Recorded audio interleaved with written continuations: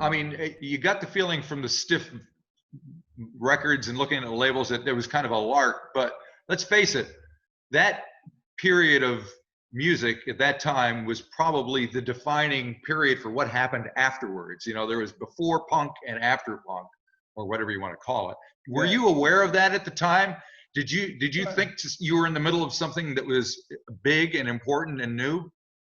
I've always disliked major record labels. And Stiff, when we got it going, when John Peel started playing it and people started banging on the door looking for the records, so instead of pressing 500, we started pressing 5,000. At that time, our basic modus was to irritate the majors, irritate them.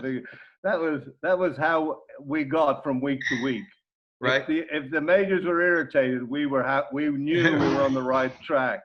So that was a great momentum. Tuesday was chart day in the British record industry. And so the chart would come out on Tuesday morning, you know, and the record companies would then have a marketing meeting Tuesday afternoon. And every record company had a marketing meeting on Tuesday afternoon. And so we did stuff as much as possible that they would have to talk about us and what we were doing rather than what they were doing. The head of, at one point I'm told that a guy called Bicknell, Ed Bicknell, who was the manager of Dire Straits, at which time the CD had just entered the fray and they were the biggest band since Fried Bread. Right. And Ed came in holding a Reckless Eric picture bag and said, "What the fuck is going on here? You know, here's this guy, Reckless Eric. Who's ever heard of him? He's in a 4-page bag here. Look at this picture bag. And Dire Straits, my band, your biggest band. Look at the bag there in a house bag, a one-color throwaway, blah, blah, blah." That was the kind of stuff we love to provoke. Right. So eventually Stiff itself got sucked up by the majors anyway. How did you deal with that? It didn't happen really during my time. I mean, okay. The big label, the big kind of indie label that I followed a lot of was Island. Right. Chris Blackwell's Island. And it came to pass that he wanted me to come and run his record label. So he badgered me for ages. He was potentially a friend of mine. I mean, a big acquaintance anyway. And I didn't want to. Stiff was doing great. And I didn't really want to do anything else. But he hassled me, and eventually he wanted to buy half the company. And that was a bit of an incentive at the time. And what I didn't know is that they had no money at all. They were totally insolvent. The reason he wanted somebody, really? He wanted a new face on the block to keep his creditors at bay. And most of his creditors were my creditors, but I'd paid the bills he hadn't for a while. Right. So when I heard that, I thought, you know, I really should have paid more attention. It never occurred to me that Ireland would, you know, be poorer than Stiff. I mean, Stiff was doing very well, but anyway, I've always liked a challenge. It's one of the problems in my life, and I thought, well, I'll have a go. You know, Bob Marley, U2, Frankie Goes to Hollywood, and I did get to do Legends, that album. So that's good on my CV forever. Although I don't get a royalty, as I was a house member at the time. I was a paid member running Ireland. It's about 40 million now. Yeah, that's not bad. It goes up by 2 million every year. That's other with no marketing. It's such a good record. You know, he's so thought of, etc. Well, I know Bob. This is way before I came to New Zealand, but Bob Marley and the Wailers played a show here, I think in '79, and people still are talking about it. You know, I mean, he had a big impression on everybody in the country who was vaguely interested in music at the time. It was pretty impressive. Right. And they every year when the date comes around, people talk about it and reminisce. Well, he was fantastic, but you've got to remember that when he died, he didn't have any money at all. He had very little income, and Blackwell, to his credit, paid for his, his medical treatments, because Right. he went around the world trying to find a kind of a cure. He didn't really believe, Bob, that Jah would desert him. He felt he was a prophet, Right. and that Jah was just testing him, and that he would come to the fore and rescue him from whatever. But incredible songwriter, and that's Yeah. a theory of mine. I've signed songwriters. That's been my modus, and that's the thing that interests me. People who write songs, hopefully about what's happening. Folk music, to me, the Beatles were folk music of Liverpool, Right. and so I'm interested in social music that reflects the lives we come from. Yeah, I mean, talk about songwriters. You got Elvis Costello, Bob Marley, Graham Parker, Nick Lowe. It's just, endless. Ian Do you have a Dury, favorite? Ian Dury, Yeah. Ian Dury. Ian Dury, yeah. Yeah. Do I have? Sorry, excuse me for. I was just wondering if you had something that really connects with you as far as all those people that you worked with back in that day. John Prine, God rest him. Yeah.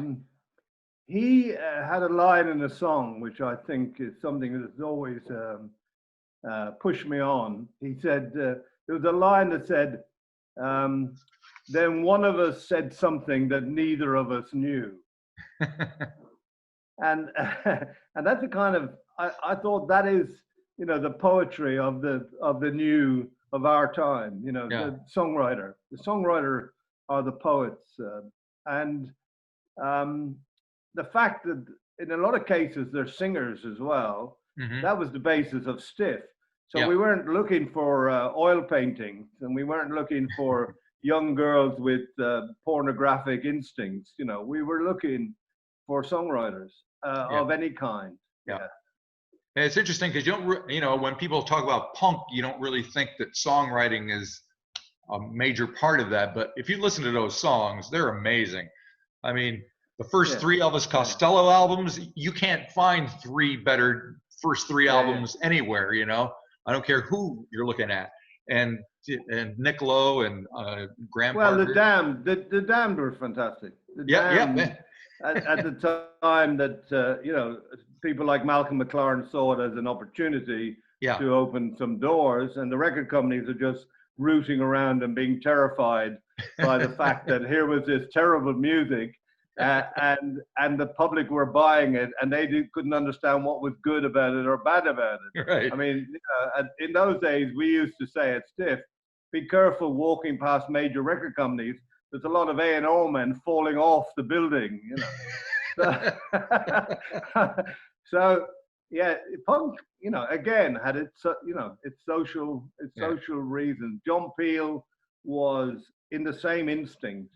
So there was a movement. There was a movement during the middle 70s, where a lot of interesting people seemed to be on the same page and seemed to want to change what was up until then the status quo. Yeah, and you guys even had Motorhead on the label, so you can't. We had Lemmy, yeah. Lemmy was great, yeah. I was very fond of Lemmy. Yeah, that's fantastic. So what do you think of the music business these days? Well, the music business is the music business, and it's always been, it's now the record business, really. It's not, the music is something entirely different. Right. There's very little music in the record business, because the people who are running it, if you think about it, they're of a certain age, certain persuasion. They're mainly American, or the major record companies are controlled in America. And, it's the never-ending thing where we are supposed to judge the quality of things by the amount of money it makes. Yeah. And we're supposed to like people because they're making more money and whatever. I've never kind of been in that kind of area. It's not an area. I've literally been interested in the idea of how good is it? If you play it, how many people are paying attention, Right. Will you play it 20, 40 years from now, and will it make sense? Will it be any good?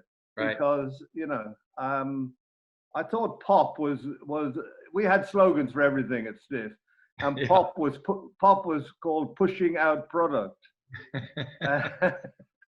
for example, a star was a person that nobody told the truth to. Right. So we had a lot of that. That kind of major record company attitude sustained all of us, including the artists, including the songwriters, and Cool. everyone mucked in. Stiff was a family type business. Everyone mucked in. Everybody put records in sleeves, put stickers on things, put cartons on the van. It was that kind of, it was us against the world, and that's the only way forward, really. Right. And you got that feeling. I mean, even I did, being thousands of miles away on the other side of the Atlantic, that when these records came, it came from someplace that was like how you explained it, and that made it even more exciting. So, well, good luck with the Hardwick Circus. We'll see what happens if those guys can get into the studio and get out on the road, hopefully, and rock out a little bit. But they're going to make a great record. They've got a lot of the lockdown in England has had, I hope, is percolating some really good music somewhere. And that it will all come out in due course, because live music is pretty destined for the dumper for the next few months. I'm afraid so. Yeah. So I hope, Marty, you're going to like the concert that I sent you enough to show it that they made it, and plug in that. And they're really good, and we will come to New Zealand eventually, because New Zealand is fantastic. I went there with Graham Parker. I think it was 1978. Right. We came to New Zealand. There was it was 78 actually, and it was August, and we had a great time. And I've always thought New Zealand was, that kind of insular kind of attitude that is showing the world right now what's what. Yep, absolutely. Okay, well, I'll let you go. Thank you very much for taking so much time talking to me. I could go forever myself. Right. Yeah. Well, it is another hit, another writ, and another story. Inevitably, each record, had some build up and fall down and all the usual. Very good, Marty. Okay, thank you, and hopefully we'll see you here sometime soon.